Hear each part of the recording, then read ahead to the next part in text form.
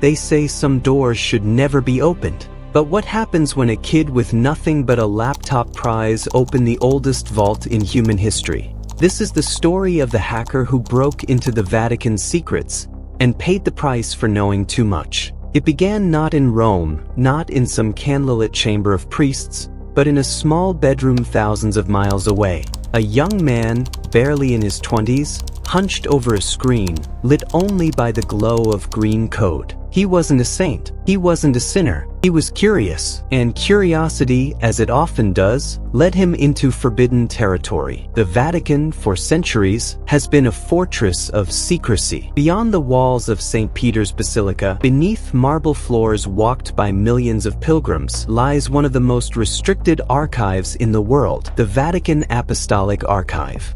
A collection so vast, so tightly controlled, that only a handful of scholars are allowed inside. It is said to contain letters from emperors, treaties with kings, and even hidden accounts of moments the church would rather the world forget. For most people, it was an untouchable myth. For this hacker, it was a challenge. He called himself Morpheus. No real name, no face, just an alias drifting through chat rooms. According to those who knew him, he had no political agenda, no grand vendetta against religion. He was chasing what he called the truth behind the veil, and he believed that truth was buried in the Vatican servers. At first, it seemed impossible. The Vatican is guarded not just by Swiss guards with spears, but by one of the most heavily protected digital networks in Europe. Firewalls stacked on firewalls, encryption thicker than any fortress wall. But what the Vatican didn't expect was the persistence of a man who had nothing to lose. For weeks, Morpheus studied their systems, tracing digital breadcrumbs late into the night. He found cracks where no one thought to look: a forgotten email server, an outdated piece of software never patched, small doors left ajar in a palace of stone. And one night, sometime around 3 a.m., he slipped through. What he found inside is still debated. Some say he downloaded papal correspondence with world leaders, letters that revealed alliances and betrayals hidden from public view. Others claim he uncovered records from the church's darkest chapters, transcripts of secret trials, documents about scandals buried for decades,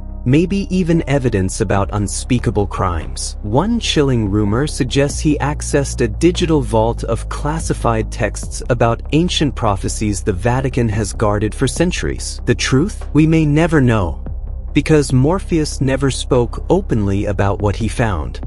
What we do know is this: a week later, his life unraveled. One morning, police stormed his apartment. They confiscated his laptop, his hard drives, even his phone. He was arrested under international pressure, accused of committing one of the most daring hacks in history. And then, silence. Court documents were sealed. The charges never fully disclosed.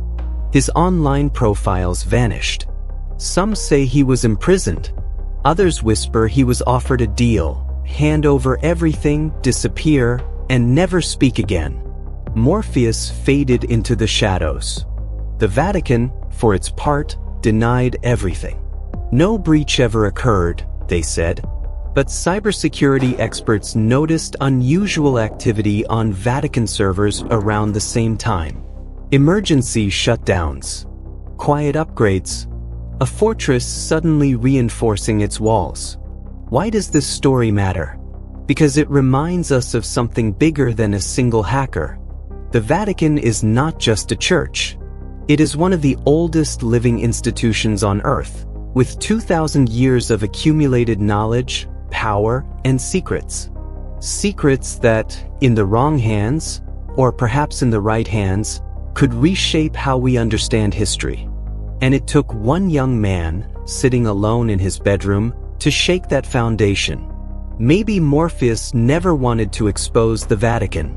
Maybe he simply wanted to know, to peel back the curtain on a world built on mystery. But in doing so, he stumbled into the oldest rule of power: those who guard secrets guard them for a reason. Tonight, the Vatican's archives remain sealed, its servers patched, its secrets still locked away behind marble walls and firewalls alike. And somewhere out there, maybe free, maybe not, lives the hacker who touched them. The story ends not with revelation, but with silence. A silence that leaves us wondering, what did he see? And if the secrets of the Vatican were ever truly revealed, would we be ready to face them? That's the story of the hacker who broke the Vatican's secrets.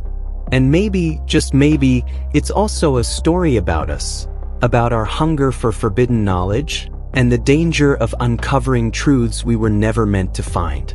If you're drawn to mystery, fascinated by discovery, and inspired by stories that reveal the extraordinary in our world, subscribe to this channel and join a community that seeks not just answers, but understanding.